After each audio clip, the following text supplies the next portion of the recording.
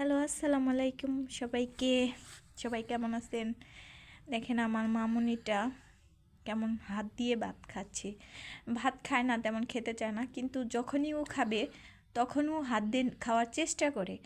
আর আমিও ওকে সেই সুযোগটা করে দিই বা করতে দিই, কেননা নিজের হাতে খাবারটা খাওয়া অনেক ভালো।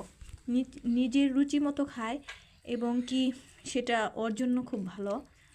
আর আমি ছোটো বাচ্চা তো কাঁটা বেছে দিই, তাছাড়া তো ওর সমস্যা হবে, এজন্য আমি কাঁটাটা বেছে দিচ্ছি। আর চেষ্টা করবেন সবার বাচ্চাকে এইভাবে হাত দা খাওয়ানোর জন্য। হাত দা খেলে বাবুদের সব দিক দিয়েই ভালো, সুস্থ থাকবে। আচ্ছা, এই যে কাজটা করতেছে ও, কিন্তু মানে ও নিজে খুব খুশি, হাত দা খেতে খুব খুশি হয়। এটা ওর জন্য ভালো এবং কি আমাদের জন্য ভালো। আর বড়রা যা খায় ছোটোদেরকে তাই খাওয়া মানে উচিত, কারণ এখন যে বয়সটা হয়েছে, এখন বড়দের খাবার ওরা খেতে পারে, সেহেতু ফ্যামিলির সাথেই মানে ফ্যামিলির যে খাবারটা খায় বাচ্চাদের, সেই খাবারটা দেওয়ার চেষ্টা করবেন সবাই। আমি তাই করি, যে মাছটা বেছে দিতে হবে, যেহেতু কাটা তো, যার কারণে আমি মাছটা বেছে দিই। আর ভাজা মাছটা ওর খুব পছন্দ। আর আমি আরেকটা জিনিস আপনাদেরকে আমি বলতেছি, যাদের বাচ্চা আছে, আমি এক ডাক্তার কাছে গিয়েছিলাম, শিশু ডাক্তার, মানে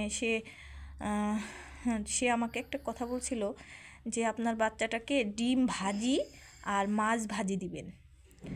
হ্যাঁ, আমি তাকে জিজ্ঞাসা করলাম, কারণ সে বললো এটা ভালো, এটা হজম শক্তি হয় নাকি, এর জন্য আমি এখন ওকে মাছ ভাজিটাই দিই। কিন্তু আগে দিতাম না, ভাবতাম যে গ্যাসের সমস্যা হবে, কিন্তু ডাক্তার যখন আমাকে এই কথাটা বলেছে তখন আমি মানে এই কথাটা স্মরণ রেখেছি।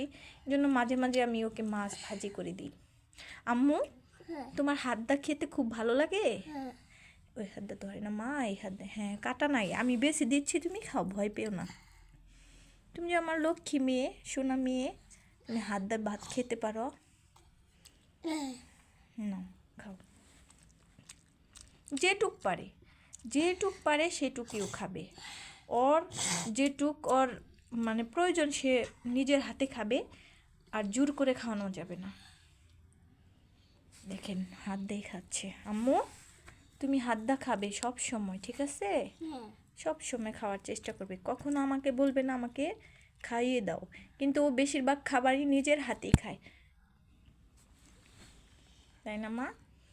ধরেন ফল নিজের হাতে খাবে, এই যে খাবারটাও নিজের হাতে খাওয়ার চেষ্টা করবে, কিন্তু খায় অল্প। এই যে ভাত দিয়েছি, সবগুলো তো খেতে পারবে না, কিন্তু ওর সামনে দিয়েছি আমি। মামুনি, কাটা দেখে খাবে, হ্যাঁ? আর আরেকটা আমার মেয়ের আরেকটা অভ্যাস কি ভালো জানেন? প্রথমে পানি খাবে, খাবার মাঝে মানে পানির জন্য অস্থির হবে না। কিছু কিছু বাচ্চারা দেখি একটা লোকমা করে ভাত খায়, মুখে ভাত দেয়, আবার একটু করে পানি খায়, এতে হজম শক্তি মানে ওদের হজমের জন্য খুবই ক্ষতিকর। কিন্তু আমার বাবুটা এই অভ্যাসটা করে ফেলেছি যে ও যখন খাবারের আগে একটু পানি খাওয়ায়, আর খাবার শেষে ও আবার পানি খাবে। মেয়েটা ঠান্ডা লেগেছে, ঠিক আছে?